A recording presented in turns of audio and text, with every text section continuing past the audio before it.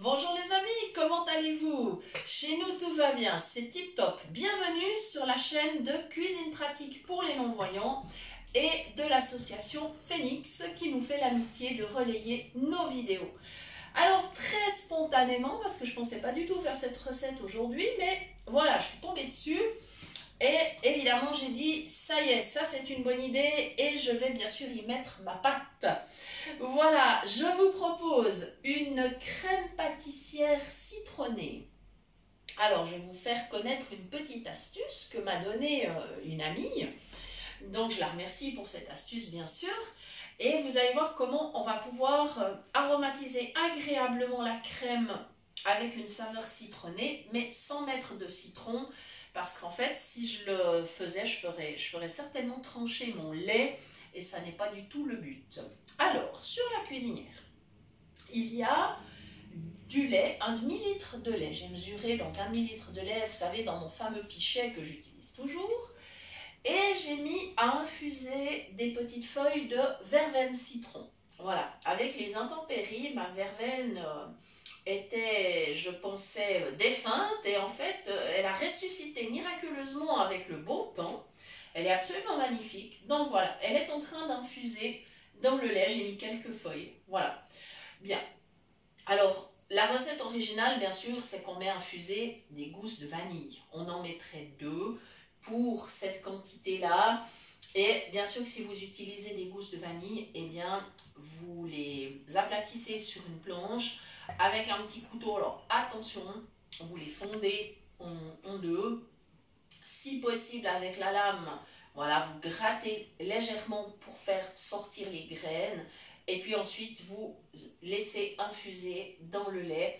Pour le moment, le lait est à feu doux parce que j'ai pas du tout envie qu'il déborde. Et ça permet justement à mes petites feuilles de verveine d'infuser. Voilà. Si vous aimez mieux utiliser d'autres arômes, vous pouvez tout à fait le faire. Il n'y a pas de problème. Voilà. Ici, sur ma table, j'ai un saladier, j'ai cassé 2 œufs, j'ai ajouté un paquet de sucre vanillé, parce que j'ai quand même envie qu'il y ait le goût de la vanille, voilà. Et je vais encore ajouter du sucre, alors là j'ai du sucre roux, voilà. Je vais simplement emmener mon pot de sucre à côté du saladier, comme ça j'en mettrai pas partout. Voilà, c'est parti. Alors, il m'en faudra 7 cuillères à soupe rases. Hein. Là, on ne fait pas des cuillères bombées parce que sinon, voilà, une.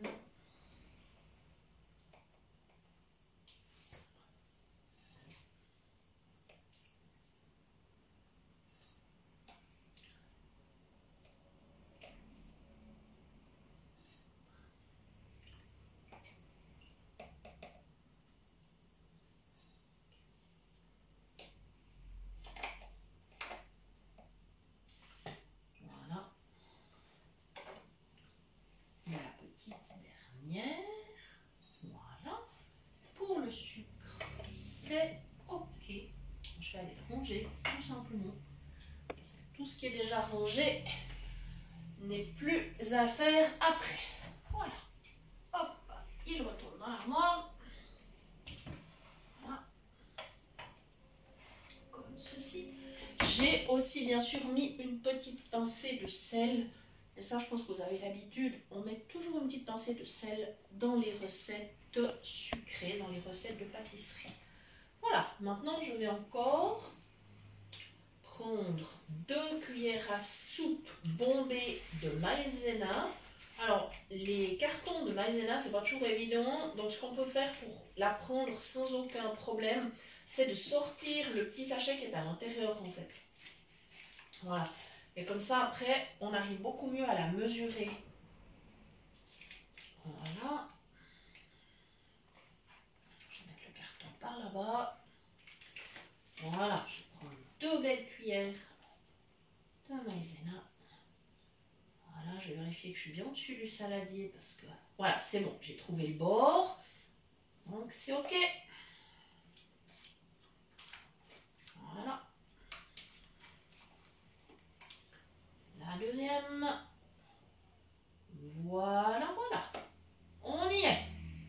Comme ça, et je vais pouvoir remettre mon sachet dans le carton. Voilà, c'est ok. Voilà. Et je peux également ranger ma maïzena. Comme ça, pendant ce temps-là, ma verveine est toujours en train d'infuser. Voilà.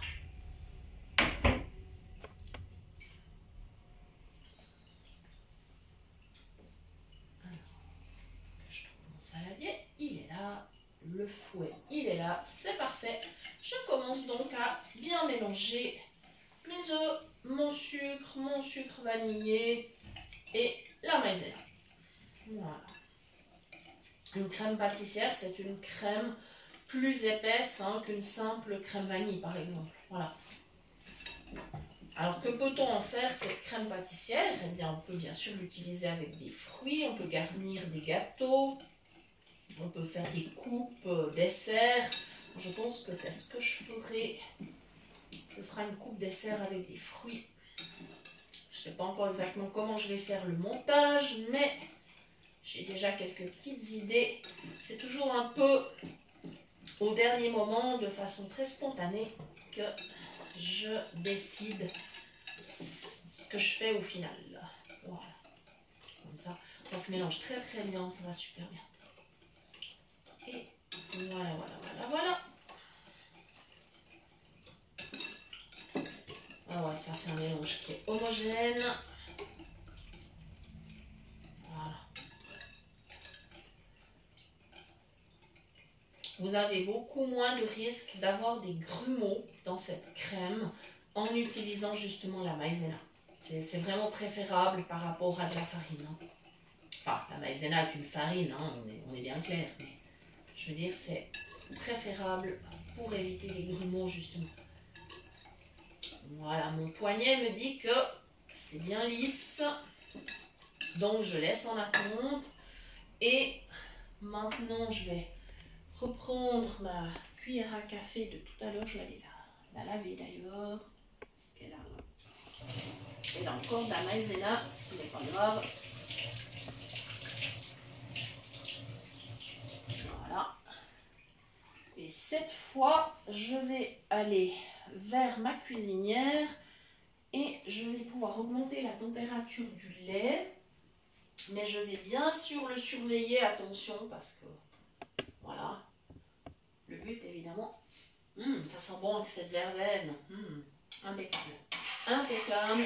Donc cette fois, on le fait vraiment chauffer. On y va. Voilà. Ça va pas tarder de toute façon.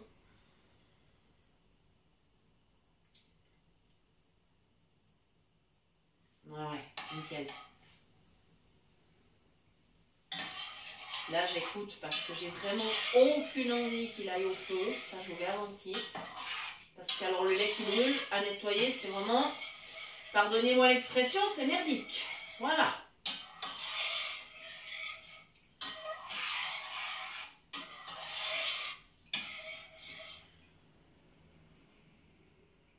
Ouais, c'est pas mal.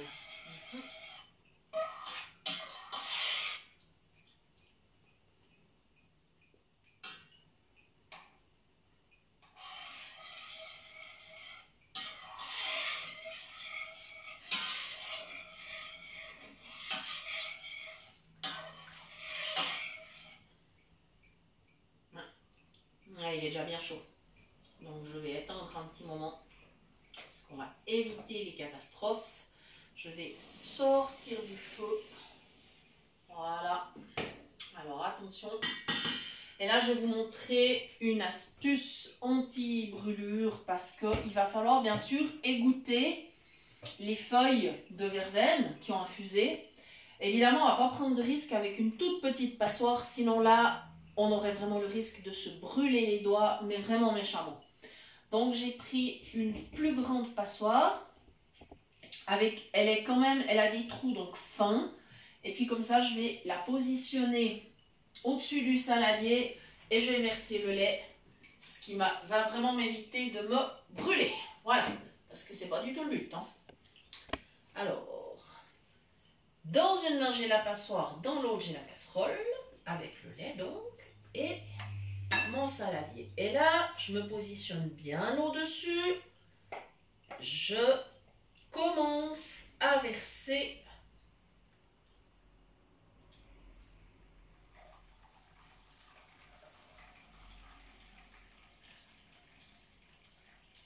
voilà, super. Voilà. C'est top. Bien. Comme ma table est en bois, je peux de toute façon poser ma casserole dessus, j'ai pas de risque. Enfin, c'est pas un bois fragile, c'est ça que je veux dire. Hein. Voilà. La passoire, elle s'en va dans l'évier. Comme ça, elle ne m'encombre pas. Et maintenant, dans mon saladier, j'ai ajouté le lait. Je mélange bien. Voilà. Et ensuite, je remettrai sur le feu. Alors, si vous avez vraiment peur que ça se passe pas bien au niveau de la casserole après, vous pourriez tout à fait, avec le saladier, le mettre par exemple dans le micro-ondes, puissance maximum, et vous y allez par 30 secondes et vous brassez à chaque fois. Ça, c'est une possibilité. Voilà. Sinon, on retourne sur le feu en versant à nouveau donc la crème dans la casserole. Voilà. Là, voilà, c'est bien mélangé. Voilà.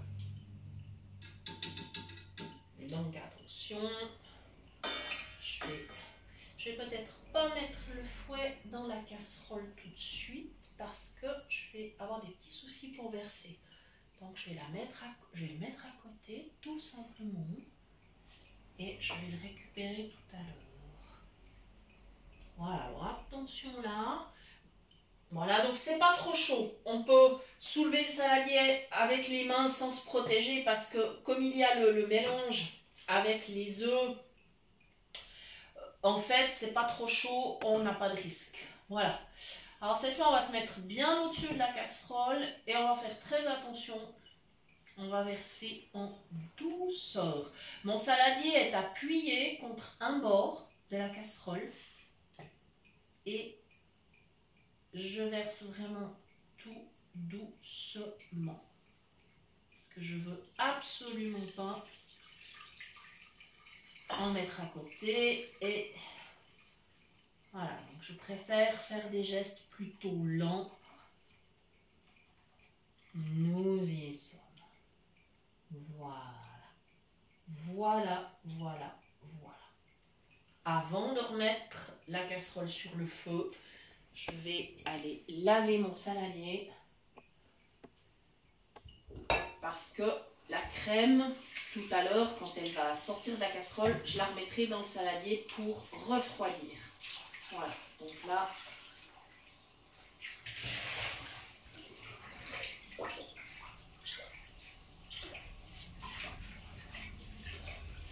ça me prend pas beaucoup de temps parce que c'est pas quelque chose qui colle, hein, c'est pas un souci.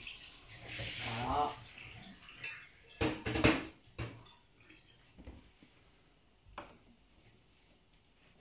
Je crois que c'est la première fois que vous me voyez faire la vaisselle. Enfin, en général, c'est des petits trucs. Voilà, je vais retourner à la table. Voilà. Comme ça, je vais poser mon saladier sur la table. Je vais récupérer le fouet que j'ai mis sur le côté. Hop, dans la casserole. Et cette fois, nous retournons sur la plaque que je n'ai pas encore remis en route. Et c'est là qu'il va falloir être super attentif en fait. remettre en route, évidemment. Voilà.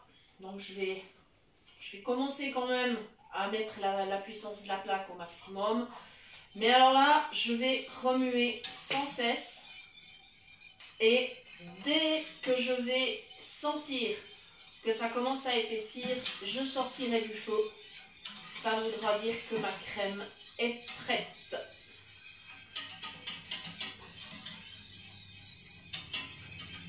Après, pour la finaliser, il y a bien sûr la possibilité de mettre une petite goutte d'alcool, du rhum, du kirsch, du cognac, ce qui vous fait plaisir. Là, je ne le ferai pas, simplement parce que j'ai ma verveine qui donne le goût, et puis ça serait vraiment dommage. Voilà. Donc là, maintenant, je vais remuer jusqu'à ce que ça épaississe. Quand la crème sera prête et que je pourrai à nouveau la verser dans le saladier, eh bien, la petite astuce, parce qu'il va falloir la laisser refroidir, bien sûr, et elle va probablement faire une petite pellicule dessus. C'est pas toujours très, très agréable après. Alors, l'astuce, c'est de mettre une petite lichette de beurre sur la crème, et puis le beurre va se répartir sur le dessus de la crème, et du coup, vous n'aurez pas cette petite croûte. Voilà, ça sera beaucoup plus savoureux après. Voilà. Vous voyez, c'est pas une recette compliquée, c'est pas vraiment périlleux à faire non plus. Il faut juste être très, très, très attentif. Voilà. Je profite bien sûr de l'occasion pour vous rappeler que vous pouvez nous écrire à l'adresse suivante, cuisinepratique@mail.ch, pour toute demande de recettes ou pour recevoir les liens des prochaines vidéos. Et je vous remercie encore une fois pour tous les gentils messages, tous les échanges amicaux que nous avons depuis que la chaîne est ouverte. C'est grâce à vous qu'elle vit, cette chaîne. Donc, merci infiniment. Enfin, quand je dis qu'elle vit, nous ne faisons pas de profit avec, je vous le rappelle. Hein. Nous ne vendons rien, nous ne monétisons pas les vidéos. Voilà. Mais c'est grâce à vous que cette chaîne peut continuer d'exister, parce que vous êtes de plus en plus nombreux à nous suivre. Et nous vous en remercions. Alors, attention, là, il ne faut pas que je jacasse trop, il faut vraiment que je suive ce qui se passe.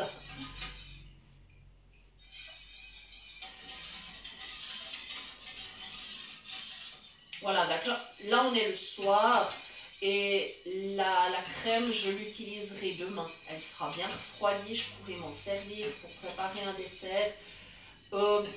Attention, si vous vivez avec des personnes fragiles, enfin si vous comptez servir ce dessert à des personnes un petit peu fragiles, ne gardez pas la crème plus de 24 heures.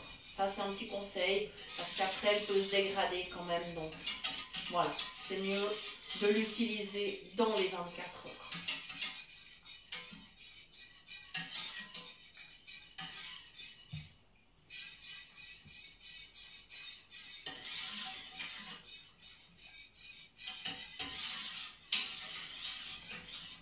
Voilà, je remue sans cesse. Hein. Ça, par contre, on est obligé.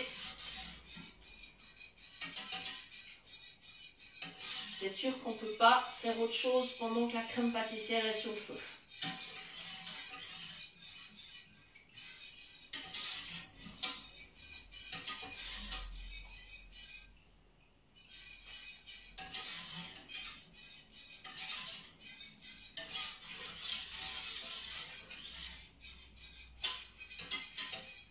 Voilà, donc la petite astuce avec la verveine citron, et bien toujours l'astuce de cet ami que je remercie, ça marche aussi pour les glaces. C'est beaucoup plus sympa de parfumer une glace avec la verveine citron qu'avec vraiment du citron. C'est beaucoup plus facile. Alors là, attention, ça commence à épaissir.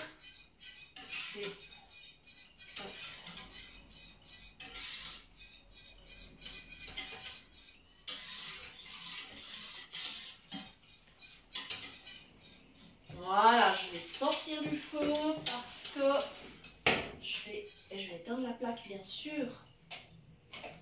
Voilà. Je vais juste vérifier.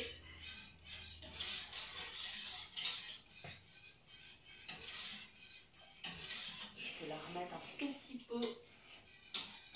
Ma plaque est encore bien assez chaude. Mais on est vraiment là, on est à bout touchant comme on dit. Elle est quasiment prête. Donc vous voyez, ça prend pas beaucoup de temps.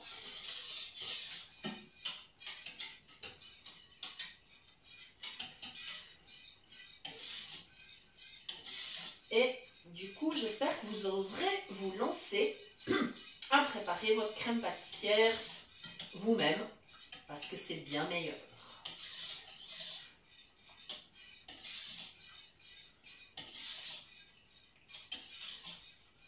Voilà les amis, on y est. On y est. Elle a la bonne consistance. Et là, alors on va pas traîner. Impeccable. On va retourner vers le saladier. Attention. Voilà. Alors j'ai la casserole dans une main. De l'autre, je cherche le saladier. C'est bon, je le trouve. Je regarde qu'il soit bien positionné sur la table. Je redonne un ou deux petits tours avec le fouet. Ouais, la consistance est super. Et puis, si jamais les premières fois, vous n'êtes pas content du résultat, ça fait rien. Persévérez, réessayez, vous verrez. Plus on a l'habitude de faire, mieux on réussit. Il ne faut pas vous faire du souci pour ça. Voilà, voilà, voilà. Alors, attention. Attention. Donc, là, je suis bien au-dessus de mon saladier. Je verse doucement. Voilà. Je peux vous dire qu'elle sent bon. Alors là, je vous garantis. Voilà, il ne me restera plus qu'à mettre la petite lichette de beurre. Et ensuite la laisser refroidir gentiment. Puis quand elle aura bien tiédi, je pourrai la mettre au frigo jusqu'à demain sans aucun souci. Voilà, voilà. Je vous remercie de nous avoir suivis. J'espère que vous oserez vous lancer à faire cette recette. Ça m'intéresserait que vous me donniez un petit retour. Comment ça s'est passé? Et puis je vous dis à très bientôt pour de nouvelles idées cuisine. Merci!